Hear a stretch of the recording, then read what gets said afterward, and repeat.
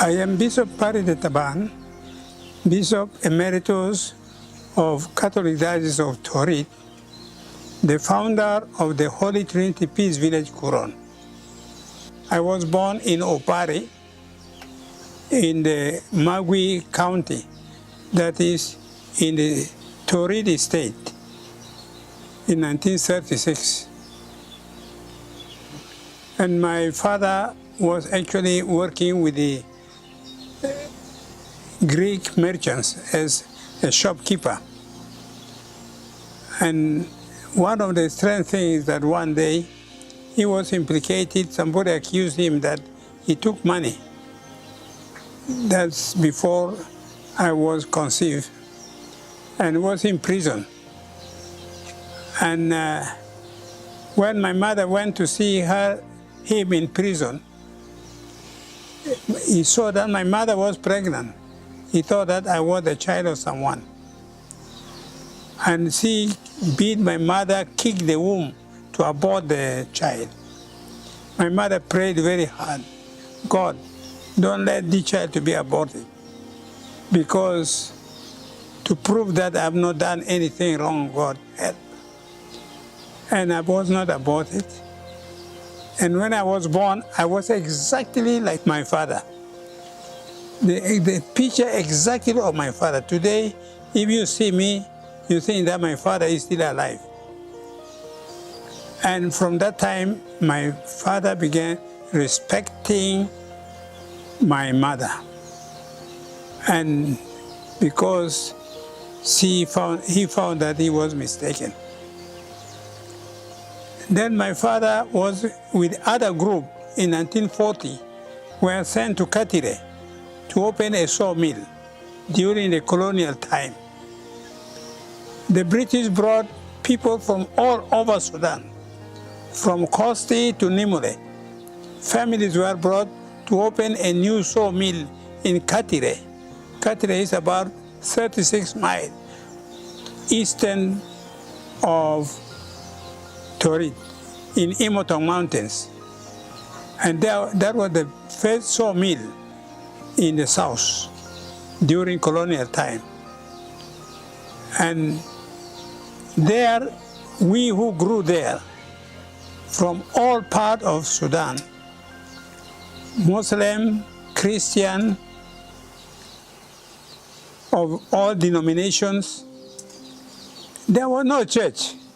The priest had to come either from Torit or from other parts to pray there.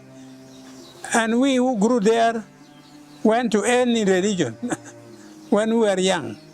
We respected all. We never knew what is called tribalism.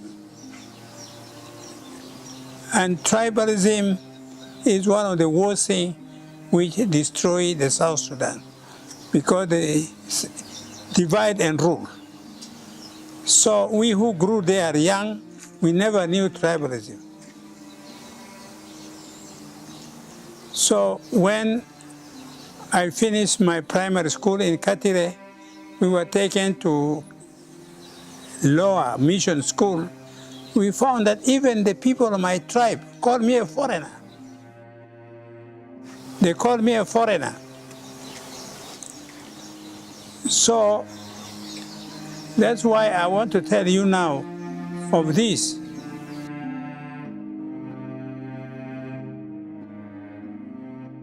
In 1964, before I finished my theology in Torre, all the missionaries were expelled.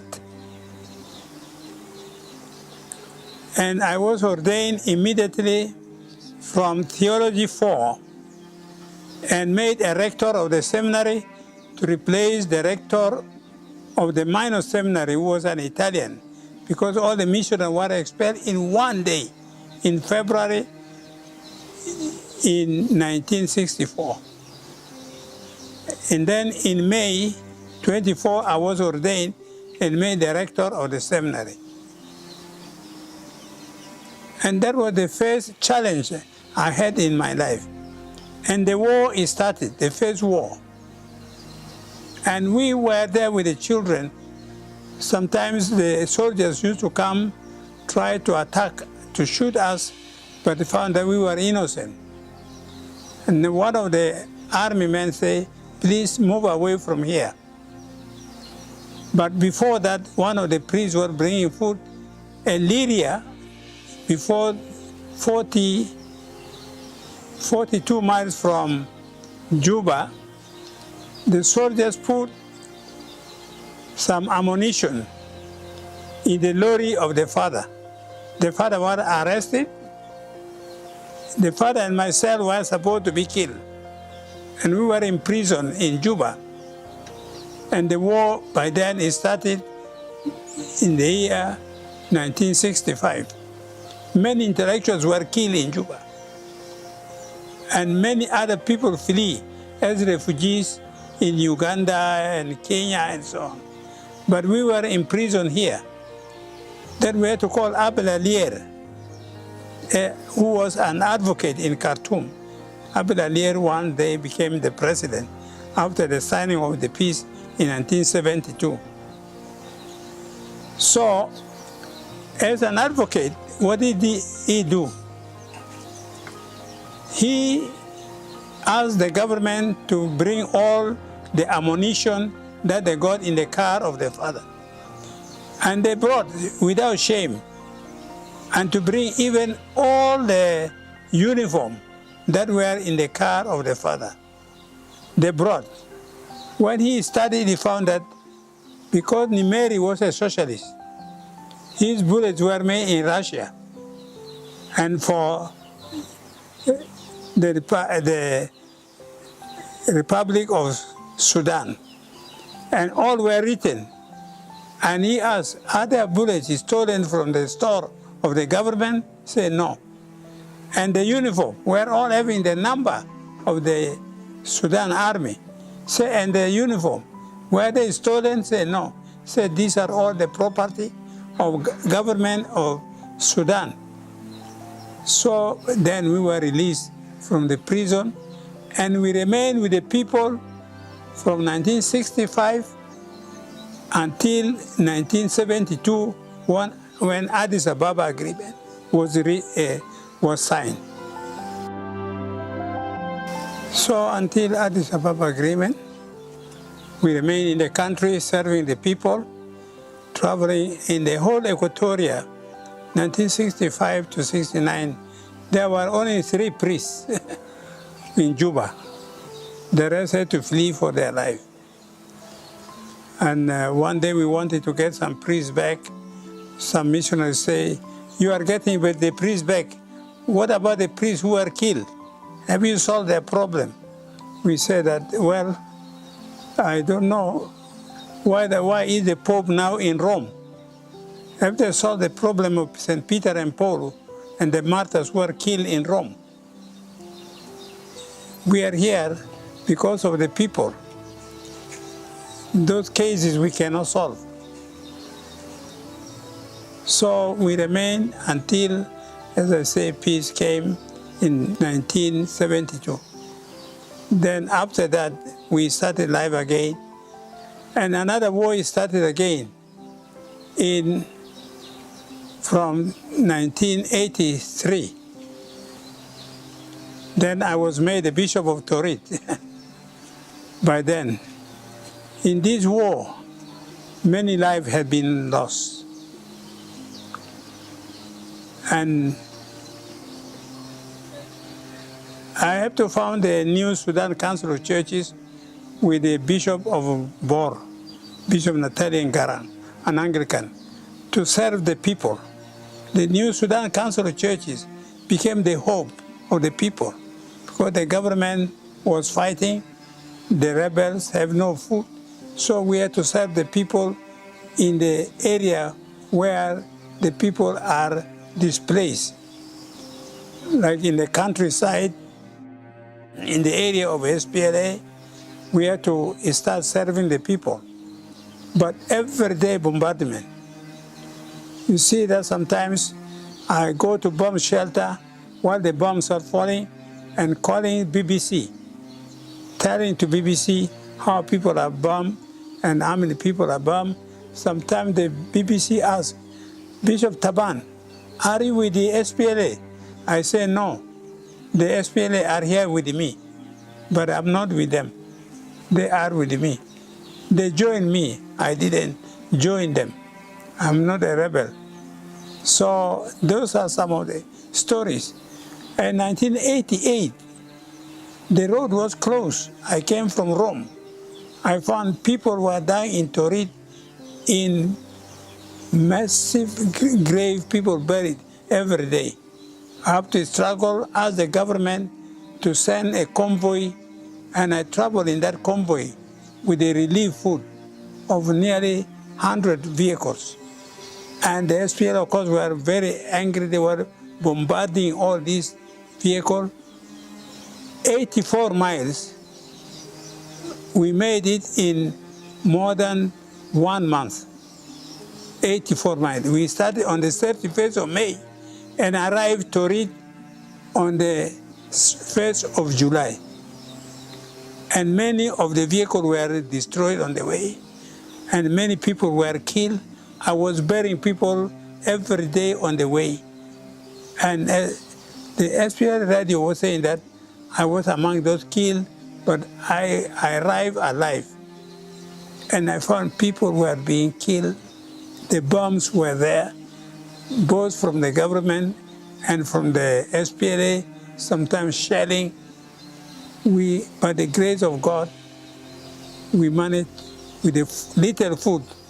Out of 100, over half of the vehicle destroyed on the road, and over 100 people wounded, 60 killed in that journey. And of course, at the end, in February, in 1999, then the SPLA, 89, the SPLA took Torit. And of course, Dr. John knew why we, the church, are there. But many thought that we were supporting the government. We were supposed to be killed, but he sent a battalion, protected us. We were taken prisoners of war in the bush. I had 4 priests with myself, 3 priests and myself. We were taken prisoners of war for 100 days, feeding on boiled maize. But we always say, Father, forgive them, because they don't know what they do. We were suffering. All our body produced lies, but we forgave. We say, these people, if we don't pray for them and forgive, tomorrow who will liberate the South Sudan? So we forgave them. After 100 days, because of the pressure, international pressure, we were released. And we began serving the people. And being with the people, the Council of Churches, the New Sudan Council of Churches, formed a ecumenical forum all over the world. We were going even up to Europe, America, lobbying for peace, up to New Zealand, out to Australia, but always telling the people not to buy the oil, because the oil money was used for killing innocent people. But we ask always forgiveness. And the church worked so hard until even the church was involved in IGAD, which brought the peace agreement, which was signed in 2005. Actually, 2004, the peace which was signed in Naivasha, I was the one who said the prayer. And in 2005, I gave Archbishop, the Cardinal of Khartoum, Zubair, said the prayer. So the church was with the people, was a shepherd, and was there always advocating for nonviolence, and especially development. Because the school, the hospital, even under the trees and so on, that brought life with the people.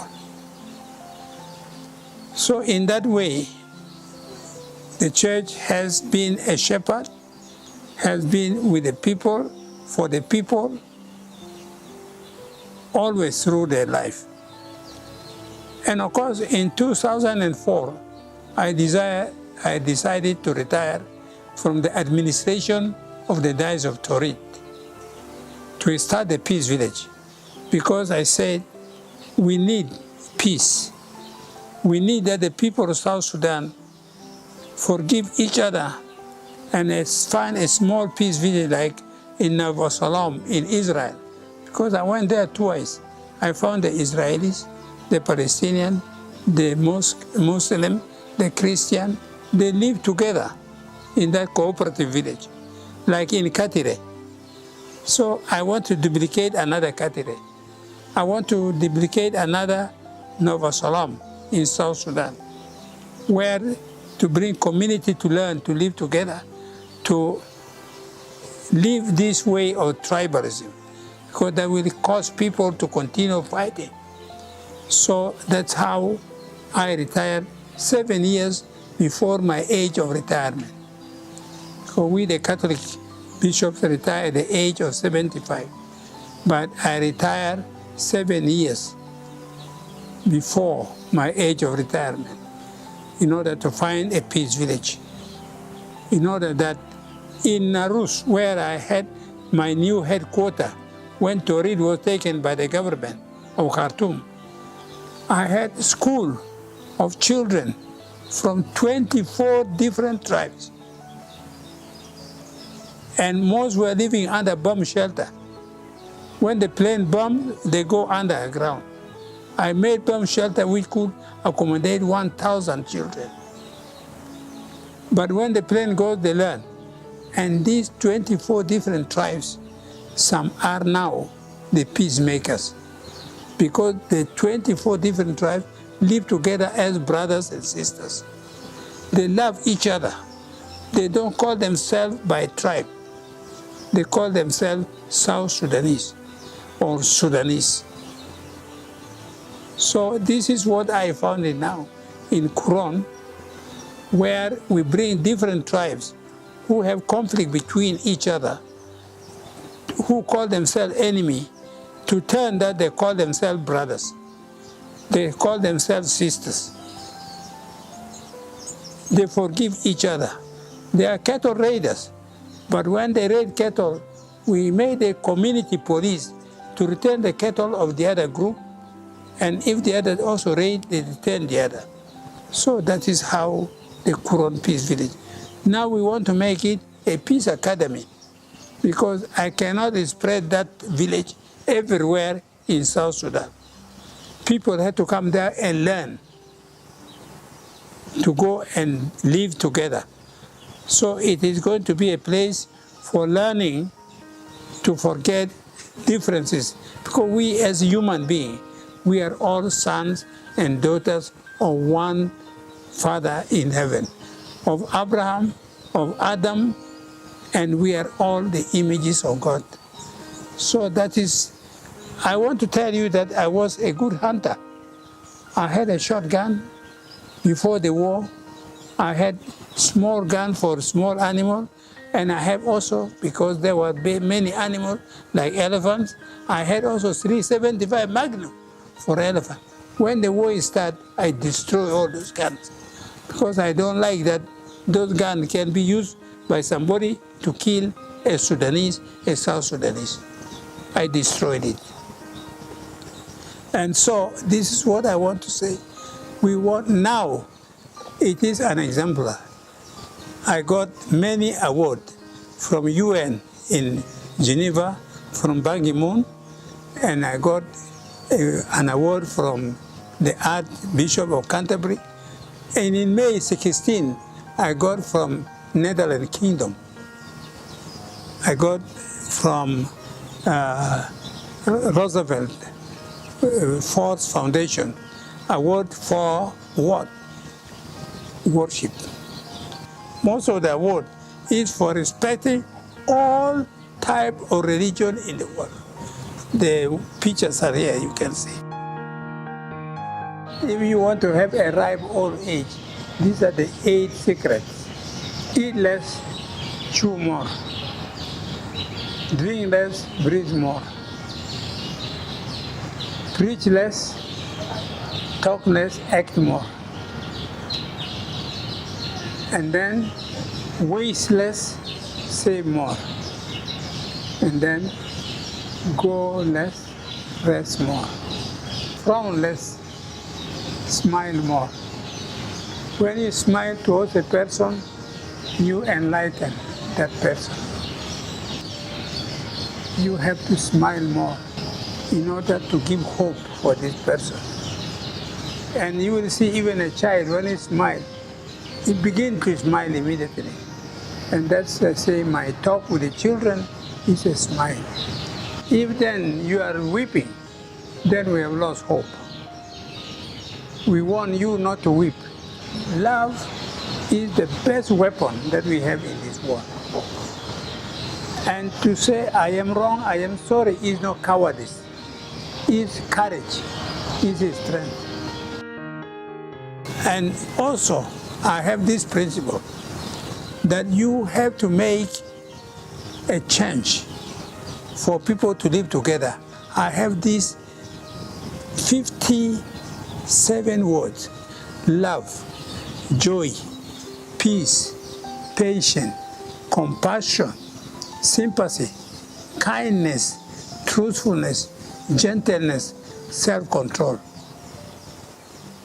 humility, poverty, forgiveness, mercy, friendship, trust, unity, purity, faith, hope. I love you. I miss you. Thank you. I forgive. We forget. Together, I am wrong. I am sorry. Understanding, discernment, wisdom. If you are right, then you need not get angry. And if you are wrong, then you don't have any right to get angry. Patience with family is love. Patience with others is respect. Patience with yourself is confidence. Patience with God is faith. Never think hard about the past, it brings tears. And never think more about the future, it brings fears. Live this moment with a smile, it brings cheers. Every test in our life makes us bitter or better. Every problem breaks us or makes us. The choice is ours, whether we become victim or victorious. Beautiful things are not always good, but good things are always beautiful. And do you know why God created gaps between fingers? So that someone who is special to you come to fill those gaps by holding your hand forever. True stories that can change your life. Real stories of real people who have gone through the most difficult circumstances in their lives, but they have experienced the power to forgive. Gisas hagigia baggergeru hayataki gisat tanas hagigiin umon mururu fi zuruf sab o hawadis tahaya lakini umon wedi shuhuda legua tamusamaha.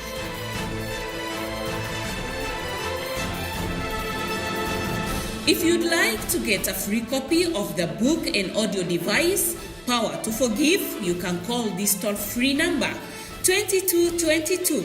Call now and get your free copy. Kanita ligo kitabu jihaz sauti guata musamaha itabagder dugu telefon fi nimrade 22 itisal de majani itama bidafa gurush fogo kelite dugu telefon hasade wita biligo hadia taki.